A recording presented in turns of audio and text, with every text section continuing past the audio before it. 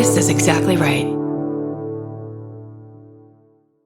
This episode is supported by FX's The Shards, a seductive drama from executive producer Ryan Murphy. Set in 1980s Los Angeles, the series follows a group of glamorous, deeply entangled high school seniors drawn into a life of wealth, beauty, parties, and excess. At its center is Brett, whose reality begins to unravel when the arrival of a new student coincides with a series of mysterious murders. FX's The Shards premieres August 5th on FX and Hulu. Goodbye.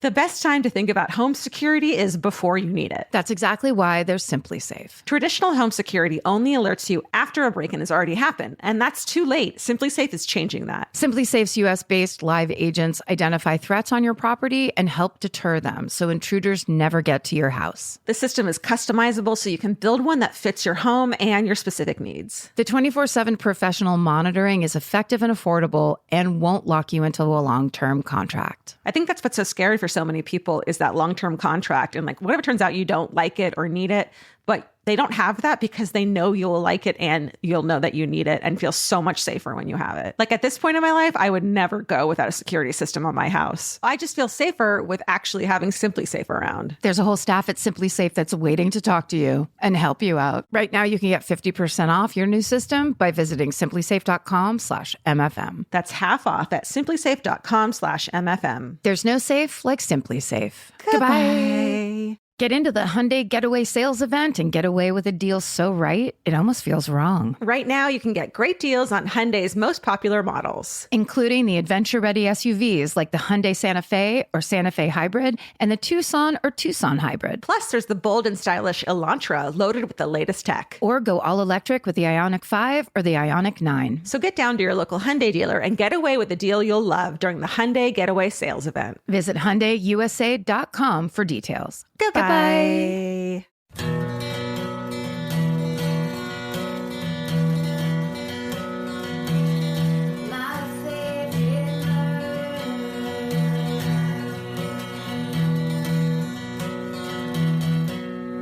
Hello.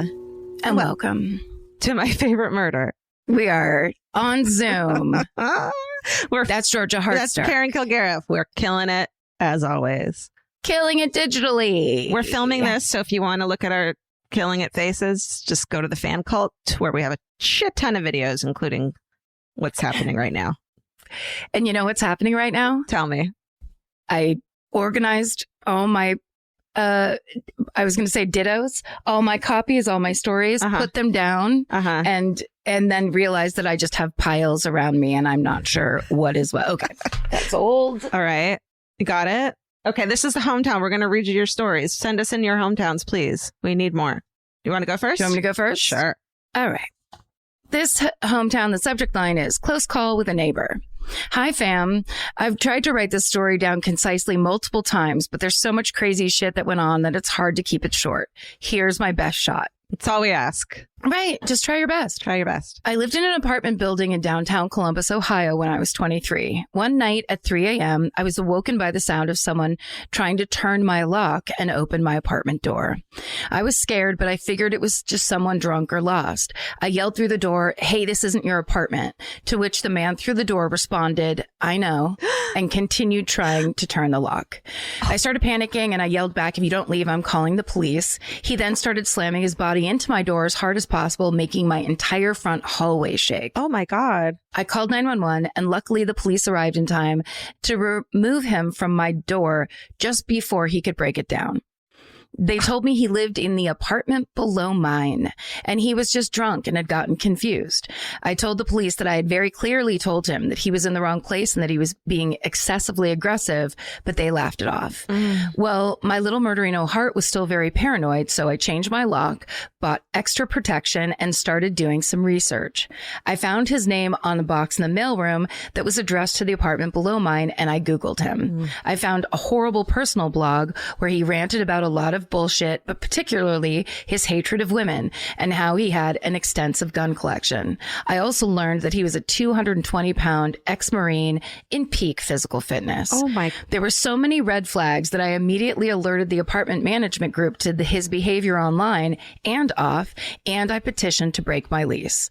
They then informed me other women in the building had filed harassment complaints against him, but the apartment manager had talked to him and assured me he was, quote, a sweet guy who was just going through a rough patch. That was enough for me. I moved out. However, before I moved, they put the unit on the market and they were doing some showings. One day, I opened the door for a showing, and in all caps and in bold, the guy who tried to break in is standing there. I was shocked, and I asked him why he was there, and he said, I'm here for the showing. I slammed the door in his face and immediately canceled all future showings. He lived below me already in the exact same apartment layout. He had no reason to be there, except that he wanted to be in my apartment for some reason. He probably thought I didn't know what he looked like because he wouldn't have known that I'd found his name or Googled him. Right. Love you. No name. Oh my God. Oh, when you find yourself in a situation like that where your neighbor is sketchy, it's like your entire life changes. It's awful. That's so scary. And the fact that multiple complaints, but nothing's actually done. Right. And as I was reading this one, I was like, I think I actually heard this on Let's Not Meet.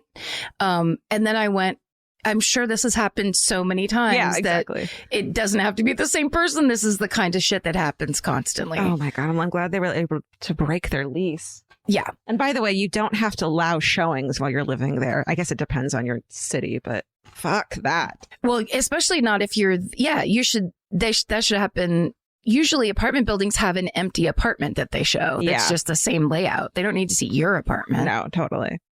Okay, this one's, no, I'm not going to read you the thing. Hi, Karen, Georgia, Stephen, and various menagerie. I'm a petite young girl, now 20, in the countryside, all alone while my parents went to a friend's catfish farm. And then they say, I love the South. So flashback to my senior year of high school, 18-year-old me is alone in my house in the middle of nowhere, Southeast Arkansas, doing trig homework while listening to MFM. I have two beautiful dogs named Georgia and Einstein. Ein is a little shit who will bark at anything, but I've only heard Georgia bark a handful of times in the 4 years I've had her, and it has never been aggressive barking. Oh, I can aggress. Different from my experience. Hey. In the 4 years. No. Come on. Come on, everyone. So I'm in my bedroom doing homework when Ein begins barking. I thought nothing of it until I heard the loudest, deepest growl and bark I have ever heard come from my sweet baby Georgia. Oh. Instantly. Isn't that scary when the dog that doesn't? Yes. The personality changes because the situation is different. Right. Yes. Instantly, I run to the door thinking they're barking a wild hog or other southern wildlife. A wild hog. Wait, what? That's something that comes to your door if you live in the South? I fucking guess. In rural Arkansas, wild hogs.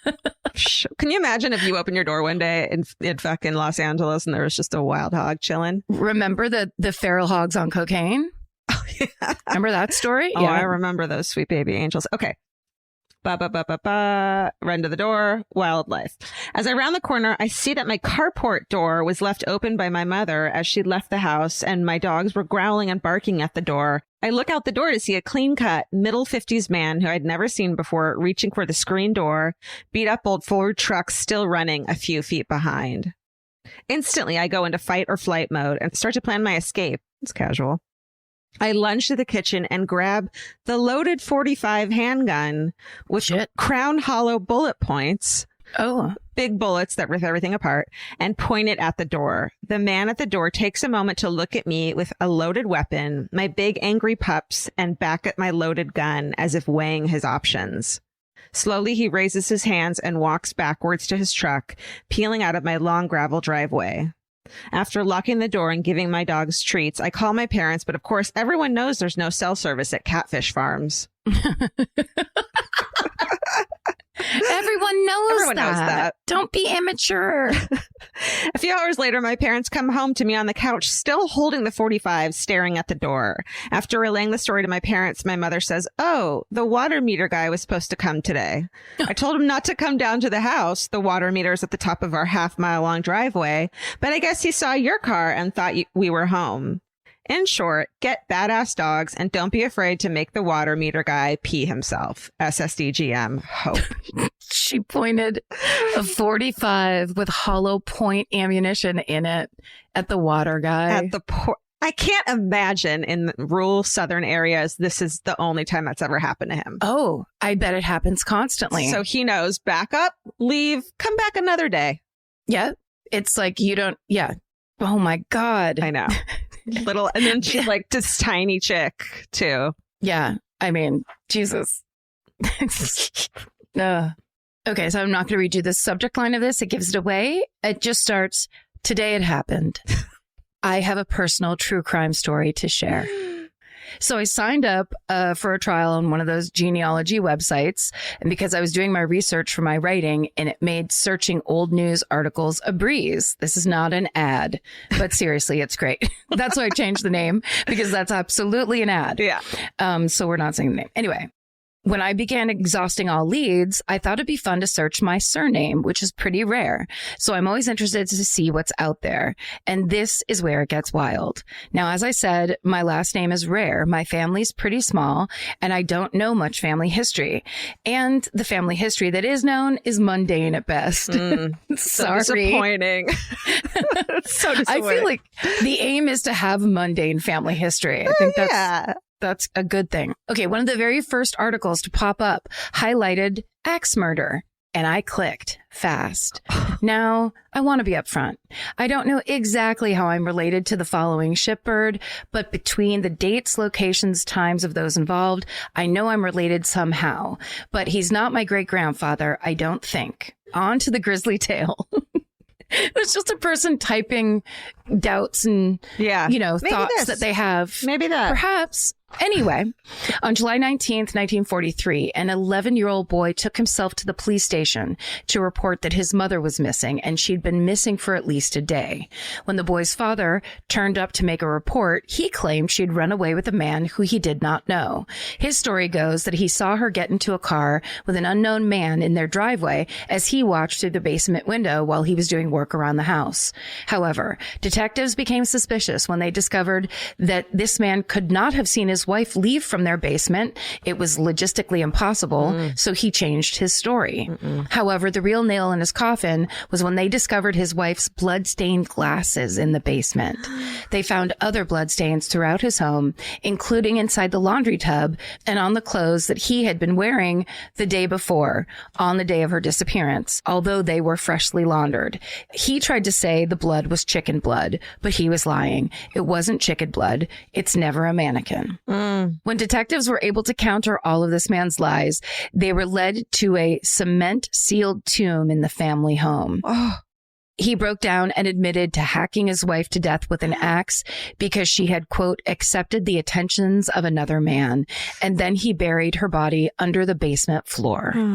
By the trial, he was found guilty of first-degree murder and sentenced to mandatory life in prison. A fun fact, during questioning, this man admitted that he'd done 9 years in prison previously in his home country for robbing a priest. And then it says in brackets, "Sorry that was so long, but I couldn't type it fast enough. All the information given came from the Detroit Times, but unfortunately, they did not credit a journalist. Stay sexy and don't blame it on the chickens, Bree." Dude, that's your family lore. What a bummer. In your family. Somewhere in there. God. Yeah, I wonder, intense. Maybe that kid is her great uncle or something, right? Like something. Who knows? That's awful. All right, now I want a mundane family, which I have. Yeah, okay. Exactly. My siblings and I got kidnapped. Oh. Hello, assorted humans and animals of MFM. My brother and sister and I were playing in a church parking lot near our house. We were probably around 10, 9, and 7, I being the middle one. Why we were playing in a church parking lot unattended while our mom was at our house, I'll never know. And it wasn't like this was a different time or whatever people say to excuse negligence. This was like 2002. Yes. Proving us wrong. Anyways, we were all playing in the parking lot, making fun with literally nothing somehow.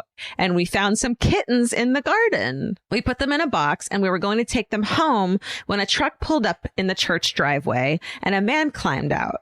My memory isn't too great, but I remember him saying that he had the mother cat back at his house and would we like to see her. This guy got, all caps, all three of us kids to climb into his truck in broad daylight. Oh, shit. I remember him saying he knew our dad and we could call our mom to check if it was okay if we wanted. Because it's 2003 and they all have cell phones. Well, that's how and things like this aren't supposed to be happening Hold anymore. on. My older sister said, yes, we should call her, but the cell phone he gave her didn't work. Oh. So it was like this trick. Like, this She's like, clearly, of course I want you to call. Yeah. Yeah. Oh, well, she thought, and we all got in the truck. At least he let us try. That means he's not a murderer. That's that phone that actually never had a battery or a SIM card in it that was handed to me as proof that this is a good person. That's right. He must know our dad. My mom happened to glance out of the window of the house, and since the church parking lot was visible, she saw 3 out of her 4 kids climb into a stranger's truck. Can you fucking imagine? She freaked out and followed the truck in her car. Turns out he lived only a couple kilometers away. Once we got to his house, she dragged us all back into her car and proceeded to yell at us about getting into this guy's truck. That's right. I don't know what she said to him, but man, we got an earful on the way home. Yeah, you did. But it's not their fault. This man. Like, yes, it is. Stop it. It's 2003. Stop She's it. Yelling at the kids about it. Well, because she has to make sure they never do it again. Sure, but also this man. I don't think she called the cops or anything on this guy. To this day, she doesn't think he was a weirdo or that we all got kidnapped, but clearly that's exactly what happened. She thinks he was a nice guy trying to show us his cat. No, wait, sorry. Yes. I'm sorry. I was wrong. Yes. I thought she was saying, like, the kids should be yelled at for sure. Yes. But that man should be yelled at the most by the police. Exactly. And all the authorities. Right. And people should be investigating why he needs help from little children in a church. In 2002, like this kind of thing you could get away with in the 80s, let's say. You could fucking run for mayor on it in the 80s. Damn. Amen. It was a time-honored tradition back then. That's right. It makes you smart. Okay. And I still see his truck sometimes. So that's not great. SSDGM. A. So that's not great is the understatement. Perhaps one of my favorite endings to an email we've ever gotten. I think so. That is really creepy. He kidnapped you. Play this for your mom and tell her that we say this man tried to kidnap you.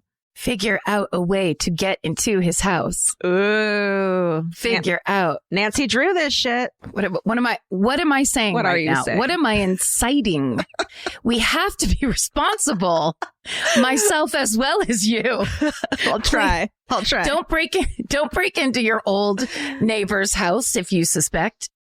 No, but maybe put a tracking device on his car secretly. Yeah, just maybe get some kind of a spyware downloaded onto his laptop. Or put a billboard up. This man tried to kidnap me as a kid. You know. That's right. Casual. Yeah. Just, accusations in a small town. Yeah. No big deal.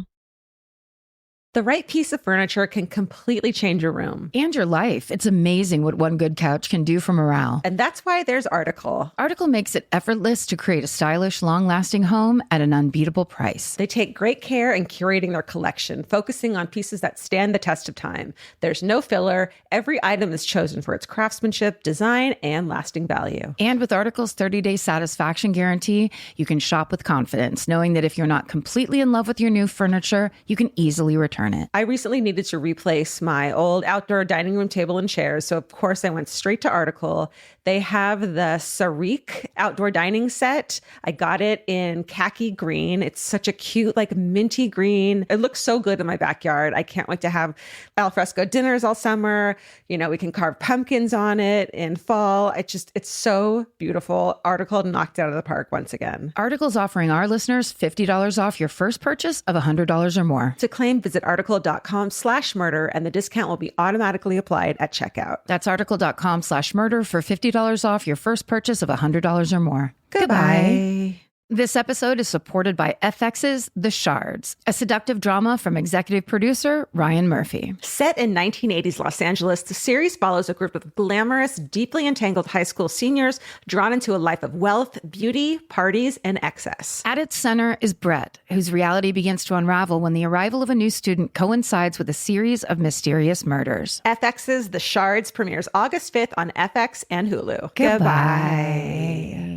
In the summer, healthy habits are easy to keep until you leave the house. You walk out the door, and the next thing you know, you're barefoot and feral in a gas station candy aisle. That's why Kachava makes it easy to maintain your routines. Kachava is an all-in-one nutrition shake, and now it comes in new travel packs. Every packet gives you a simple shake with protein, fiber, vitamins and minerals, greens, probiotics, omegas, electrolytes, and more. They're easy to toss into a bag, easy to take on the road, and a simple way to stick with your normal wellness habits, even when your schedule changes. Man, that Kachava matcha in the individual packs is like my dream snack. It's exactly what I need and want in between the not great meals I'm eating for lunch and the snacks I would have had anyways that are terrible for me. This is something I feel like I'm treating myself when I take. You're treating yourself to vitamins, fiber, all these things that your body really wants and needs and kind of craves that it does seem like it takes a big effort to get. So now you're getting it all in one packet and in a little drink you like. Take your daily ritual with you. Go to Kachava.com and use code MFM for 15% off your first order. That's Kachava, KACHAVA.com,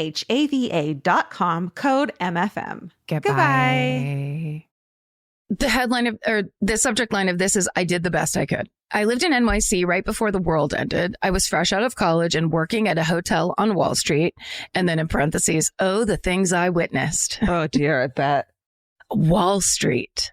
Oh, damn. Where all the cocaine comes to play. I mean, it snows cocaine in Wall Street all year long. I had to get to work super early, so early that my usual subway wasn't running often enough. So I had to leave even earlier to get to work on time. I'm talking 4 a.m. Yuck. Not cool. One particular morning, I had to take a different train because mine needed maintenance or some shit. I was on the platform waiting for the train to come, and I noticed that there was another person down the way a little bit, and I didn't think much of it since it's New York, and I was not really conscious since it was so early. They end up boarding in the same car that I go into. The dude ends up sitting across from me diagonally. I notice he's looking at me, and I smile politely. And then it says in parentheses, I did not yet know that New Yorkers don't do that. I've never learned that. Oh, you can see I'm from out of town when I go there. I'm just fucking happy and shit. Yeah. No. I look back down at my phone, and in my periffs, I see that he is scooting closer to me so that he is now sitting right in front of me. Mm-mm. I glanced up and he is still staring at me, smiling. I looked back down and started to panic. There's no one else in the car, just me and this dude. Then he gets up and sits on the same side of the car as me, but a couple spaces away, still staring at me. Then he starts scooting closer to me, and I'm really freaking out, but I literally did not know what to do. I had that horrible gut feeling that things weren't right. I wish I could say that I kicked him in the balls or told him to fuck off or something cool, but I couldn't even comprehend what was happening. When he was right next to me, I finally mustered up the courage to stand up, and as I did so, he lunged at me, trying to grab me.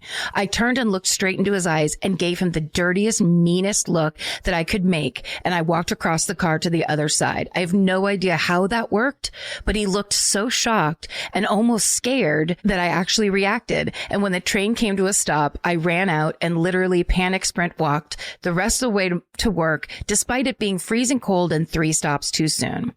I know it's not the most badass of stories, and I always thought that I would take action or be able to defend myself, but I didn't. I froze. For a while, I was so disappointed in myself, but now I'm just glad that I did something at all. It taught me that even if it seems like you can't do anything, if you just at least try to snap out of that freeze moment, it could make a difference. Just the smallest amount of gumption can go a long way. I love you guys, and thanks for empowering all of us. I'm so proud and inspired by y'all, and I hope you're doing okay. Stay sexy and do what you can, Maggie. Maggie, I love that. I do too. That's so true. Because you feel guilty. That fight or flight thing is so terrifying. Not every moment you're going to act like a fucking badass or like a fuck politeness person, but you got to do what you can do. Yeah, it's like it makes perfect sense that of course you don't know what to do. This is a situation you've never been in. Someone is like breaking the social contract, which makes you panic. Someone is coming into your, personal safety zone, which is not good. And yeah, everybody doesn't have that in them to immediately beg, back the fuck up, motherfucker, which is like, but I bet you after Maggie lived in New York for one more year, she saw enough stuff where she's like, now I know what to do. Pepper spray.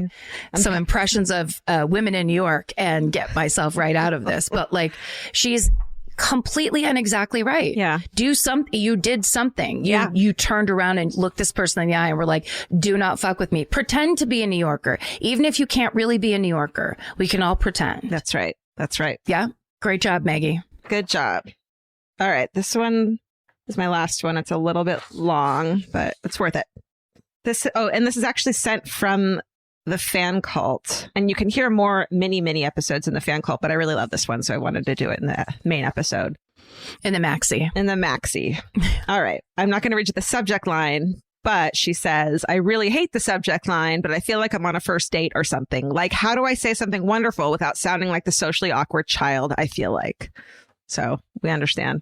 Anyway, here goes. Hey, y'all. Love all of you and the animals. I tell you, I love hearing about the pets because I've had to say goodbye to all mine except my parakeet in the past few years. It's tough, but it turned out to be a blessing in disguise. Very long story, but one day I'll write a fucking hooray if this nightmare that's 2021 ever ends. We're only a couple months away. We'll get there. Are we? They're like, the government announces that they're adding 4 months to 2021. That's right. No. Double Christmas. Oh. Okay. So when I was growing up, we were considered poor. There were months when the lights would be turned off or Dad would have to pawn something like his beloved guitar to pay the light bill. We were fortunate to have grandparents who had a family farm, so we never went without food. To clothe us, my mom sewed most of our, quote, outfits, but we also shopped at garage sales. One Saturday, when I was in 7th or 8th grade, we went to a garage sale in a nicer neighborhood, and I found a gray skirt that would go with everything. We were driving my dad's 76 Nova that had a ruined paint job from eggs being thrown at it. Oh. And then it says, Dad was an educator and kids are jerks. I didn't know eggs ruin paint jobs, and that fucking sucks, man. Can I just add that there's another potential line that could go with that, which was Dad was a mean teacher. Dad didn't put up with any shit in the classroom, which incited rebellion. That's right. I looked rough because, well, junior high. It was also late afternoon, and we've been doing yard work most of the day. I held up the skirt and showed my mom that it had pockets and was only 50 cents. Hey. I know. My mom frowned and asked the lady if I could try it on somewhere because she didn't want to spend that much on something that might not fit me. The lady let me go into the house and try on the skirt. It fit perfectly, and I remember putting my hands into the pockets and twirling around for a minute because that bedroom with the mirror was fancy and I deserved it. That's right. Mom asked the lady if she'd take 25 cents for the skirt, and the lady said she would. Then we handed it and a few other items to her. She said she was going to get us a bag and took the clothes for a minute and then gave them back in a paper bag. When I got home, I put the skirt in the clothes basket to wash, but I have a habit of always checking my pockets first. There was a rolled up $20 bill in the right pocket. No. Ready to cry? Yep. I gasped as I took it out and showed my mom. She started to cry, and I was like, we have to take this back. This is a lot of money. They didn't know it was in. And then I realized, you're fucking legit crying right now. Oh, yeah. I'd already checked the pockets twice. The lady must have put the money in there when she put it in the bag. Maybe it was a charity case, maybe a blessing from above. Most likely just a kind person who saw folks who needed a small break. If you're trying to negotiate down from 50 cents, that lady's like, holy shit. Totally. Ugh. We were able to buy gas the next day and actually put $5 worth in the car. Usually just did $2 at a time. I'll never forget the kindness this woman showed. I hope she received some blessings for that gift. When I hate people, which is almost always because... Wait, you have to hear this. When I hate people, which is almost always because menopause... I can look back on memories like this and find faith in humans again. Not all of them are evil. Some are true gems, and I've been lucky to cross paths with a few. I wouldn't trade my childhood for anything. Going without taught me to be strong when life is horrible, and sometimes life is pretty horrible. But I just keep going forward because there's really nothing else you can do. And I can go to thrift stores and put random traysure into pockets for junior high kids who don't fit in and just need a little boost. Stay sexy, keep thrifting, give quietly and without fanfare, and always have pockets. My granny even sewed pockets into my doll's clothes. They're that important. Please give ear scritches to the pets for me, Holly. Holly, that's such a good story. Holly, thank you for sending that in to us. There's also so much, the thing about it is this woman didn't make a big scene in front of other people at this garage sale. Right. She didn't do something where she grabbed the mother's hand and made it about herself. That the way she gave that had so much dignity in it. Yeah. And it was just like for this little girl, you know what I mean? Of like, you're going to find this later. It's a little special. And like, she didn't know that the girl had already put her hand in the pocket and like wouldn't have known it was there. You know what I mean? It was just like, this will make her day someday, and it doesn't have to be about me in any fucking way at all. Right. Yeah. It's I love beautiful. It's beautiful. Yeah. It also just makes me think, I'm not going to compare the two, but being so broke that I was looking through my junk drawer and I found some Mexican money from when we had gone on vacation like years before. Yeah. And I was I went on the computer to figure out if I took it to the bank and changed it in, how much American money I could get for these dollar bills or, these Mexican pesos. Yeah. When you're broke and stuck, those little gestures mean everything. The thing that hit me was with the putting $5 in the gas tank instead of $2. When we would have no food in the house for a while, my mom would just go, this is what grocery shopping was called. We'd say, let's go bounce a check. Yeah. And we'd go and she'd write a check back when they couldn't check it, at the store. And I legit thought we were going to get arrested every time. But that's what, not having to bounce a check to get groceries always was like a special time. I wouldn't give up the things that we had to go without as a kid because it made me who I am and made you who you are. And it's pretty rad. Well, and then you have this kind of deeper understanding of what's going on around you. Yeah. Because it's not just like, oh, everything's easy for everybody, so whatever. It's like, how hard it can be and the difference it can make. That's totally awesome. I love that story. Also, the fact that pockets were involved for some reason just got me. It had everything. It was like women's secret communication or such beautiful support. Yeah, pockets. The end. A poem by Georgia Hadstock.